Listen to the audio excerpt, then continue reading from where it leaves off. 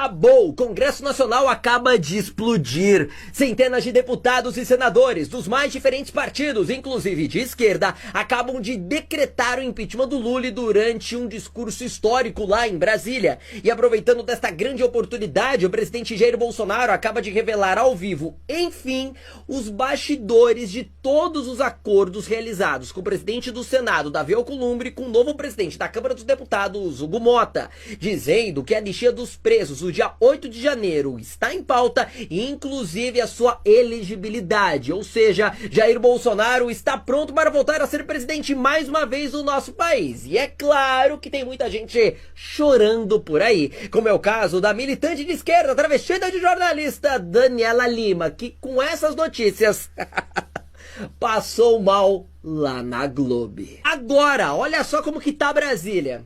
Fora Lula! Lula! Anistia! Anistia! Não à censura! Não à censura! Bolsonaro, presidente do Brasil em 26! Bolsonaro, presidente do Brasil em 26! Impeachment de Lula! Fora demônio! Vai, Satanás! Presidente. Pela liderança do PT, deputado Lindbergh. Mais audiência. Estamos aqui na oposição. Falo com o coração cheio de compromisso para os milhões de brasileiros que, assim como eu, assim como nós, não aceitam mais o desgoverno que tomou conta da nossa pátria nos últimos anos. 2 anos que deveriam ter sido marcados por avanços da dignidade e da valorização do povo brasileiro. Mas, infelizmente, esses 2 anos foram perdidos. O slogan, acreditem que eles falam isso, desse projeto de poder, união e reconstrução, tão propagado, não passa de uma narrativa. Como dizia o presidente Ronald Reagan, o governo não é a solução para o problema. Esse governo é o problema. O Brasil que vemos hoje está abandonado, imerso em uma crise profunda, e o governo se mostra mais preocupado em silenciar seus opositores do que em solucionar os problemas que atrapalham a população. Essa perseguição política e ideológica, como vimos nos episódios do 8 de janeiro, apenas semeia divisão em nosso país. Agora sim, precisamos trazer o projeto de lei da anistia à votação. A Casa do Povo é que tem que decidir. Fomos um país forjado na luta pela liberdade, pela família e pelos valores cristãos. Não podemos esquecer que desde a nossa independência, o Brasil tem buscado alicerçar seu futuro na defesa da democracia, na valorização da família e na busca incessante por justiça, sem abrir mão da ordem e do progresso. Enquanto o governo se perde em promessas vazias, o povo sofre as consequências da falta de responsabilidade desse desgoverno. O trabalhador brasileiro está sendo esmagado pela inflação, pelo aumento dos preços e pela perda do poder de compra vivenciado todos os dias nos supermercados. A cada dia, mais famílias enfrentam dificuldade para garantir o básico. E quando eu falo básico, é carne, é feijão, e não é a picanha. Nós precisamos sim que as leis não sejam ignoradas. Quando o erário público é tratado com desdém, é nosso dever, como representantes do povo, garantir a justiça. Assim como Dilma Rousseff foi responsabilizada pelas pedaladas fiscais, o presidente Lula deve ser investigado pelas graves irregularidades no programa Pé de Meia, apontado pelo Tribunal de Contas da União. Não somos nós da oposição, é o Tribunal de Contas da União, um órgão de controle e fiscalização. O Brasil não pode continuar sendo governado à margem da lei e da irresponsabilidade. Este mesmo governo do mensalão, do sanguessuga, das corrupções da Petrobras. Chega do desgoverno, chega de responsabilidade. O povo brasileiro não aguenta mais. Por isso, a oposição faz um apelo. Vamos unir nossas forças em nome da justiça, da liberdade, do futuro do nosso país.